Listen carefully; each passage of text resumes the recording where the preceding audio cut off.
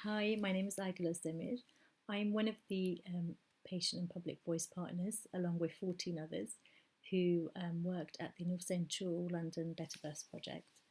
I wanted to record this message to hopefully share some of the journey, but also why this project is so valuable to us. I think the key to the success that we had was the way that the project was designed. It wasn't a traditional way of doing community research. The 15 patient and public voice partners that were recruited and trained to go out and gather this information came from all different backgrounds. And I think the fact that we were such a diverse and dynamic group, the fact that we were service users ourselves, the fact that there was 15 languages spoken across the team, the fact that the team was formed of women who came from marginalised groups themselves, and I think all of that really contributed to enabling a safe and inclusive space. It's quite hard to sort of demonstrate what a powerful impact this non-traditional way of doing community research had in terms of what kind of feedback and information we were able to collate. They became comfortable after we said that we were service users ourselves. They became comfortable after we shared that we lived in the local community and that a bit about ourselves. And I think that made a huge difference. During one session, it was a group of BAME women with language barriers.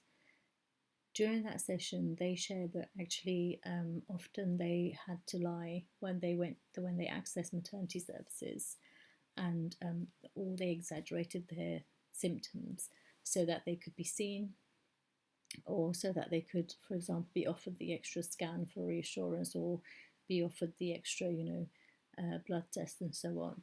And I think just the fact that they were able to share that shows how safe the space was and how comfortable the women were to share this information with us, particularly given that a lot of these women shared that it was the very first time they'd ever been asked about their views, and it was the very first time they ever participated in a research that asked about their views on maternity services.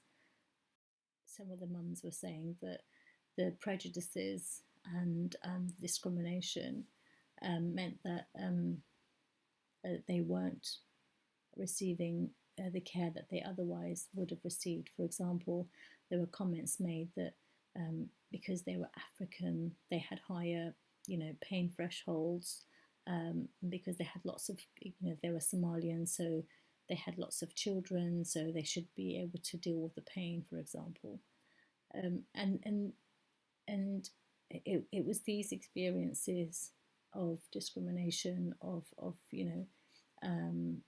being judgmental care that really impacted on whether these women accessed care at all. To think that the number of women who were lying to get care, to think about how deeply rooted the mistrust is, and most significantly the implications, the health implications for the women accessing services, the cost implications, the implications for health practitioners, and some of it was very difficult, I imagine, for health professionals to hear.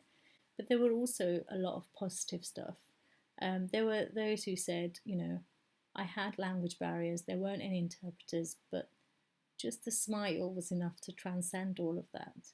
And again, just that small thing, that just a smile is often enough to break down so many barriers. We only scratched the surface of things. I think we learnt so much in this short space of time, and already I think it was really inspirational. It was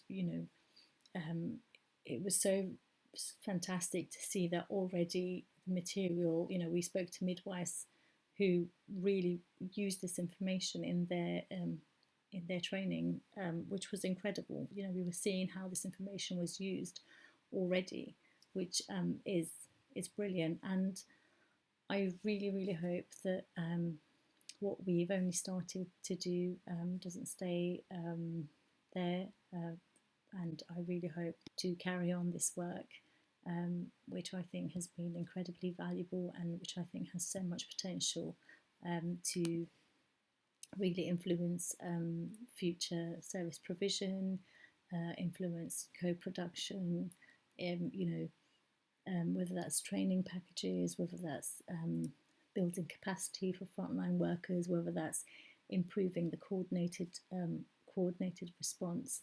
I think there's certainly so much that can be done, and it's really important that these groups are able to share their views and be part of that process.